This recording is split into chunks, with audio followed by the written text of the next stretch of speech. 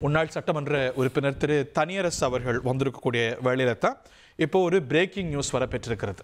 இந்த breaking news என்னன்னா, விஜய்க்கு கூடிய கூட்டத்தை பார்த்து அண்ணன் தனியரசு தாவேகாவுக்கு ஆதரவு கொடுக்கலாமா அப்படின்னு கொங்கு இளைஞர் பேரவையுடைய அவசர செயற்குழு பொதுக்குழு கூட்டத்தை கூட்டியிருக்கீங்களாமே, அப்படியா? இல்லையா? இப்ப மிளகு வெற்றி கழகம் ஜனநாயக நாட்டுல ஒரு அரசியல் கட்சியை ஒரு முன்னணி திரைப்பட நடிகர் துவக்கி இருக்கிறார். 2 மாநாடுகளை நடத்தி இருக்கிறார்.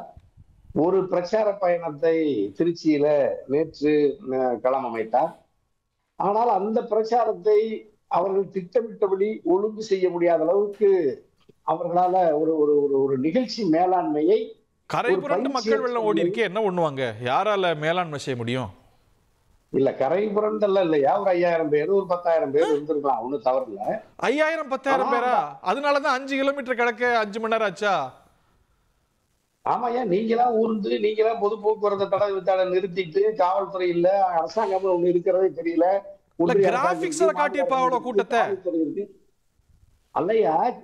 பார்த்தேன் நான். ஒரு 100 பேர் 200 பேர் அந்த வாகனத்தை சுத்தி நடந்து போறாங்க. அப்ப நீங்க இவர் ஊர்ந்து, அதாவது இவர் ஏதோ இவருடைய சொந்த வீட்டுல பனையூர்ல சொகுசு பங்களாவுல உள்ள அமர்ந்திருக்கிற மாதிரி ஒரு பொது இடத்துல தனி விமானத்துல வந்தாரு. விமான நிலையத்திலிருந்து வெளியே வர்றதுக்கு 1 மணி நேரம் பண்றாரு. அங்கிருந்து 4 கிலோமீட்டர் போறதுக்கு 4 மணி நேரம் பண்றாரு.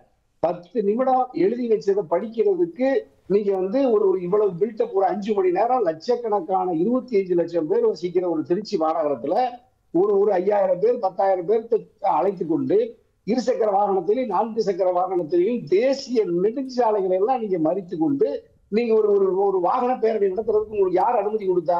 அப்ப 23 கட்டுப்பாடு 24 கட்டுப்பாடுன்னு சொன்னீங்களா, அந்த கட்டுப்பாடெல்லாம் யார்? இவரே மீறுறாரு. இவர் என்ன சொல்லுவார்? திரைப்படத்திலா பெரிய அரசியல் கட்சி தலைவர்கள் வந்தால் பெரிய அரசியல்வாதிகளுக்கு தனி சலுகை எல்லாம் கூடாதுன்னு திரைப்படத்துல பேசுறாரு. இவரு கட்சி ஆரம்பிச்சு இன்னும் ஒரு வார்டு மெம்பர் கூட ஆகல. இன்னும் அந்த பால்வாடி எல்கேஜி யூகேஜி நிலையிலிருந்து இப்பதான் பயிற்சி எடுத்துட்டு இருக்காரு. ஆனா எடுத்த உடனேயே இவ்வளவு அத்துமீறல்கள், இவ்வளவு எவையெல்லாம் சொல்லுவீங்க அத்துமீறல்னு? ஐயா, பொது போக்குவரத்தை தடுத்து நிறுத்துறதுக்கு இவருக்கு யார் அனுமதி கொடுத்தா? அல்லது இந்த போக்குவரத்தை, இந்த பேரணியை அனுமதிக்கிற அரசாங்கம் முதல் குற்றவாளி, காவல்துறை அடுத்த குற்றவாளி. 25 லட்சம் மக்கள் நேற்று ஆலயங்களுக்கு, ஸ்ரீரங்கம், தஞ்சை பெரிய கோயில், பூண்டி மாதா கோயில், பெரிய பெரிய ஜும்மா மசூதி எல்லாம் இருக்கிற இடத்துல யாரும் வழிபாட்டுக்கு கூட போக முடியல. அதே மாதிரி நீங்க பள்ளிக்கூடம், கல்லூரி, மருத்துவமனைகள், தொடர்வண்டி நிலையங்களுக்கு, விமான நிலையங்களுக்கு போக முடியாம எவ்வளவு பேர் எத்தனை மணி நேரம் காத்திருந்தாங்கன்னு கூட்டம் கூடிடுச்சே. ஆமா ஐயா, நீங்க நம்ம இப்ப ஒரு அரசியல் கட்சிக்கு அந்தந்த கட்சிக்குன்னு ஒரே ஒரு தொலைக்காட்சி தான் நம்ம பிரச்சாரம் பண்றதா பார்த்திருக்கிறேன். அவர் லைவ் பண்ணுவாங்க. நான் நேற்று பார்க்கிறேன், காலையில விஜய் தூங்கும் பொழுது தூங்கி விட்டாருன்னு சொல்லி எழுந்ததுல இருந்து அவர் தனி விமானத்துல வருகிற வரை, அப்புறம் நம்ம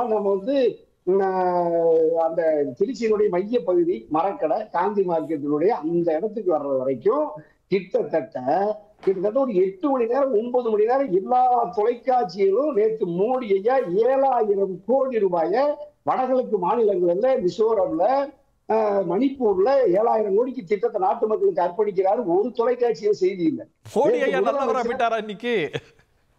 அல்லையா, அவர் நல்லவரோ கெட்டவரோ நாட்டுக்கு ஒரு திட்டத்தை அர்ப்பணிக்கிறாரு. அது எவ்வளவு பெரிய வரலாற்று சிறப்புமிக்க திட்டம். அந்த திட்டத்தை நாட்டு மக்கள் பிரதமர் மோடியினுடைய இந்த அறிவிப்பே நேற்று செய்தியாகல தமிழ்நாட்டுல. அதே மாதிரி நேற்று மாண்புமிகு முதலமைச்சர் தலைமை செயலகத்துல தமிழ்நாட்டினுடைய முதலமைச்சர் நான் முதல்வர் திட்டத்துல எத்தனையோ திட்டங்களை நாட்டுக்கு அறிவிக்கிறாரு. அந்த செய்தி அல்ல. இன்னும் சொல்ல போனா திரையுலகத்துல கமல் ஐயா இருக்காங்க, ரஜினி ஐயா இருக்காரு, இசைஞானி, ஒட்டுமொத்த தமிழ் சமூகத்தினுடைய இசை பேரொழியா இருக்கிற சிம்பொனி, பல்வேறு விருதுகளை பெற்ற ஐயா இளையராஜாவுக்கு பாராட்டுகள் அரசு சார்பில். அந்த செய்தி கூட வரல. இவர் ஒரு 10 நிமிடம் பேசியிருப்பாரு. அதுவும் அந்த பேப்பராவது நல்ல பேப்பர் இருக்கணும்ல, அந்த எழுதி வச்சு படிக்கிற பேப்பரையாவது ஒழுங்கா ஒரு தட்டச்சு செய்து தெளிவா படிச்சா பரவாயில்ல. அதையும் ஒரு 4-5 பேப்பர் அதை வேகமா படிக்கிறாரு. அந்த மைக்கு வேலை செய்யல, ஒளி வாங்கியும் வேலை செய்யல, ஒளி பெருக்கியும் வேலை செய்யல. ரெண்டுமே வேலை செய்யாம எதுக்காக அங்க வந்தாரு அப்படின்னா, நீங்க இது ஒரு சர்வாதிகார நாட்டுல, நீங்க வடகொரியாவுல கூட அந்த நீங்க அந்த அதிபர் கூட இப்படி எல்லாம் போய் போக்குவரத்தை தடுத்து இப்படி எல்லாம் பொதுமக்களுக்கு இடையூறா இருக்க மாட்டார். ஒரு ஜனநாயக நாட்டுல ஒரு அரசியல் கட்சியை துவக்கி எல்லா அரசியல் கட்சியிலிருந்து நான் ஒழுங்குபடுத்த போறேன், ஒவ்வொரு குடும்பத்திலையும் நான் தான் சகோதரன் தாய்மாமன் சொல்லிட்டு எல்லா குடும்பத்தினுடைய எல்லா நடவடிக்கைகளையும் நீங்க தடுத்து நிறுத்தி அரசியல் கட்சிகளினுடைய எந்த ஒழுங்கையும் விதிகளையும் மாற்றி அமைக்க வர்றேன்னு சொல்லிட்டு எல்லா ஏற்கனவே கடைபிடிக்கப்பட்டு வருகிற ஒழுங்கையும் சீர்குலைக்கிற அளவுல ஒரு அரசியல் கட்சியின் தலைவர். இன்னொரு பக்கம் பார்ப்போம். நான் உங்க கருத்து முன்னெடுத்து போறேன்னு இன்னொரு பக்கம் பார்ப்போம். இன்னும் நிறைய கருத்து இருக்குன்னு நம்ம எல்லாருக்கும் போயிட்டு வந்துடுறோம், ஒரு ரவுண்ட் போயிட்டு வந்துடுறேன். இன்னொரு பக்கம் பாருங்க, இதனால இயல்பு வாழ்க்கை அப்படிங்கிறது எவ்வளோ இடங்கள்ல ஸ்தம்பிச்சிருக்கும். நம்ம உங்களுடைய உற்சாகத்தை பார்த்தோம், ஆரவாரத்தை பார்த்தோம், ஹாஸ்பிட்டலுக்கு போக முடியாத எத்தனை பேர், வாங்க வேண்டிய பொருட்களை வாங்க முடியாத அளவுக்கு ஒரு இயல்பு நிலையை ஸ்தம்பிக்க வைக்கிறீங்க அப்படின்னா இது முறையா அப்படிங்கிற ஒரு கேள்வி எழுந்திருக்கிறது. ஒரு முறையற்று நடந்திருக்கு, இதில் விதிமீறல்கள் இருக்கு அப்படிங்கிறாங்க. கிங் ஜாங் உன்னோட சேர்த்துட்டாங்க உங்களை. இப்போ இல்லை, இதில் விதிமீறல்கள் அப்படின்னு அண்ணன் சொல்கிறதுல ஆச்சரியப்படுறதுக்கு ஒன்றும் இல்லை. ஏன்னா அண்ணன் அதை சொல்லி தான் ஆகணும். அதை சொல்லலைனா தான் அண்ணன் இப்போ ஆச்சரியம். இன்னொரு எனக்கு ஒரு பெரிய ஆச்சரியம் என்னன்னா, இன்றைக்கு எங்களுடைய தலைவரை எதிர்க்கிறதுக்காக எப்படி திமுக பாஜக கூட ஒரு மறைமுக கூட்டு வச்சிருக்குதோ, இன்றைக்கு அண்ணன் பாரத பிரதமர் புகழ்ந்து பேசக்கூடியதெல்லாம் நம்ம ஆச்சரியமா பார்த்துக்கிட்டு இருக்கோம். அந்த அளவுக்கு நாட்டு பிரதமர் இல்ல, அதுதான் இத்தனை நாளா எல்லாமே இப்போ திடீர்னு தெரியுது இல்லை. இத்தனை நாளா ஒன்றிய பிரதமர் இருந்தவர் திடீர்னு எப்படி பாரத பிரதமர் ஆகிறாரோ அந்த மாதிரி இப்போ தெரியுது. இதுல விதிமீறல் அப்படின்னு சொல்றதுக்காக ஒண்ணுமே இல்லை. நாங்க இந்த பாதையில தான் பயணிக்க போறோம், இங்க இருந்து தான் எங்களோட தலைவர் பயணத்தை தொடங்க போறாரு, இந்த இடத்துல பேச போறாரு அப்படின்னு கம்ப்ளீட்டா ஒரு ரூட் மேப்பை போட்டு அதிகாரிகள் கிட்ட கொடுத்து அது அதிகாரிகள் கிட்ட அப்ரூவல் வாங்கி இப்படிதான் நாங்க பயணிக்க போறோம் சொல்லி தான் ரோட் ஷோ நடத்த மாட்டோம்னு சொல்லிட்டு நடத்தியல. தன்னெழுச்சியாக ஒரு கூட்டம் வரும்பொழுது, தலைவரை பார்க்க வரும்பொழுது, மக்கள் வரும்பொழுது அது இயல்பா நடக்கிறது. ஆங்கில ஊடகங்கள்லாம் பார்த்திருப்பீங்க, விஜய் ரோட் ஷோ தான் போடுறாங்க, அதுக்கு அனுமதி இல்ல உங்களுக்கு. நான் என்ன கேட்கிறேன்னா, இன்றைக்கு நீங்க மதுரை மாநாடாக இருக்கட்டும், இல்ல விழுப்புரம் மாநாடாக இருக்கட்டும், தலைவர் அவர்கள் கோயம்புத்தூர் சென்ற போதாக இருக்கட்டும், இல்ல மதுரைக்கு சென்ற போதாக இருக்கட்டும், தன்னெழுச்சியாக எப்படி மக்கள் கூட்டம் கூடுச்சு அப்படிங்கிறது இந்த ஆட்சியாளர்களுக்கும் தெரியும், இந்த அதிகாரிகளுக்கும் தெரியும். அப்ப நீங்க எல்லாமே தெரிஞ்சுக்கிட்டு அவர் வந்தால் இப்படி ஒரு கூட்டம் அங்க கூட தான் செய்யும், இப்படி அங்க மக்கள் தன்னெழுச்சியாக வருவாங்கன்னு தெரிஞ்சுக்கிட்டு திரும்ப திரும்ப நீங்க இதை நாங்க ஏதோ பிளான் பண்ணிட்டு மக்களை டிஸ்டர்ப் பண்ண இல்ல. இந்த மாதிரி வாரம் போற இடத்துல எல்லாம் ஒரு மாவட்டத்துடைய இயல்பு நிலையை ஸ்தம்பிக்க வைப்பீங்க அப்படின்னா that's not how politics. நீங்க திட்டமிட்டு இதை ஸ்தம்பிக்க வைக்கிறோம் அப்படின்னு சொல்றதே நான் மறுக்கிறேங்கிறேன். தன்னெழுச்சியாக ஒரு தலைவரை பார்க்க கூட்டம் வரும்போது எப்படி நீங்க தடுக்க முடியும்? கான்சிக்வென்ஸ் என்ன? ஒரு ஊருடைய செயல்பாடு தடுப்பீங்க. அதற்கு காவல்துறை என்ன செஞ்சிருக்கணும்? இவ்வளவு பெரிய கூட்டத்தை எங்களால கண்ட்ரோல் பண்ண முடியலன்னு அவங்க முதல்லயே சொல்லியிருக்கணும்.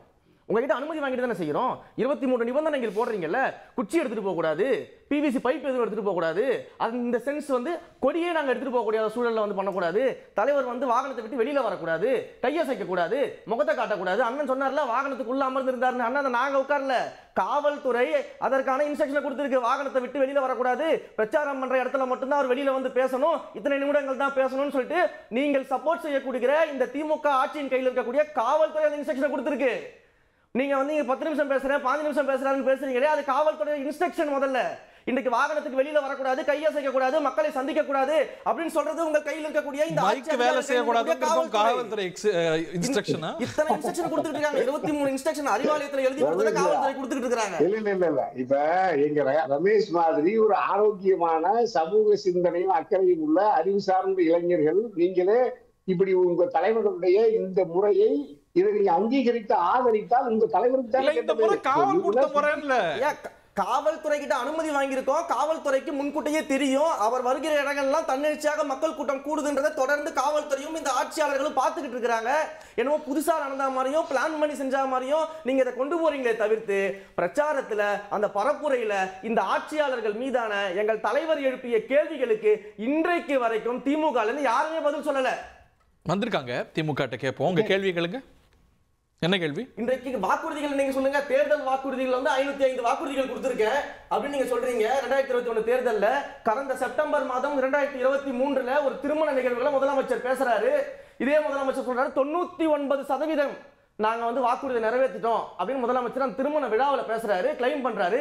சமீபத்தில் அமைச்சர் பேசுறாரு, நாங்க 364 வாக்குறுதிகள் நிறைவேற்றிட்டோம் அப்படின்னு சொல்றாரு. இங்க திமுக கட்சியில் இருக்கக்கூடிய முதலமைச்சருக்கும் அமைச்சருக்குமே கொடுத்த வாக்குறுதியில எத்தனை வாக்குறுதி நிறைவேற்றணும்னு தெரியல. முதலமைச்சர் 2 வருஷத்துக்கு முன்னாடி 99%, அமைச்சர் 364, 70% தான் நிறைவேற்றிருக்கணும் அமைச்சர் பேசுறாரு. இங்க இருக்கக்கூடிய கட்சியினருக்கே இது தெரியல. நாங்க கேள்வி கேட்கிறோம், இத்தனை வாக்குறுதிகள் கொடுத்தீங்களா, என்ன ஆச்சு, என்ன எங்க தலைவர் கேள்வி கேட்கிறாரு. செஞ்சீங்களான்னு கேட்கிறாரு. அதை செஞ்சோமா இல்லையா, நாங்க எந்த லெவல்ல இருக்கிறோம் அப்படின்னு ஆதாரபூர்வமாக நிரூபிக்கக்கூடிய இடத்துல இந்த திமுக கிடையாது. அதை பேசுவதற்கு எந்த விதமான திராணியும் இல்லாம உட்கார்ந்துகிட்டு கூட்டம் கூடிருச்சு, இதை செஞ்சுட்டாங்க, அரசியல் மயப்படுத்தல, இதையே திரும்ப திரும்ப பேசிக்கிட்டு இருக்காரு. இது அண்ணன் இன்னைக்கு சொல்றாரு அரசியல் மயப்படுத்தல, இப்படி ஒரு கூட்டம் வந்து சேருது, இப்படி பார்க்க வராங்க அப்படின்னா திமுக கூட்டத்தில் நடக்கலையா? திமுக கூட்டத்தில் நடக்கலையான்னு கேட்கிறோம். இதே திமுகவுடைய இளைஞரணி கூட்டத்தில் ஒரு பெண் காவல் அதிகாரிக்கு வந்து பாலியல் சீண்டல் நடந்துச்சு, அதை நம்ம பார்க்கலையானே? அதை நம்ம கேள்வி கேட்க மாட்டோமா? எல்லா கூட்டங்களையும் நடக்கிறது தான். ஆனா நீங்க உங்களை கேட்ட கேள்விகளுக்கு எந்த பதிலும் இல்லாம, ஆதாரபூர்வமாக உங்களால தரவுகளை கொடுக்க முடியாம, நீங்க என்ன செஞ்சிருக்கீங்கன்றத உங்களோட சாதனையை சொல்ல முடியாம, இது போன்ற கொஸ்டின்ஸை மட்டும் எழுப்பி விவாதத்தையே திசை திருப்பக்கூடிய வேலையில நீங்க ஈடுபட்டு இருக்கீங்க.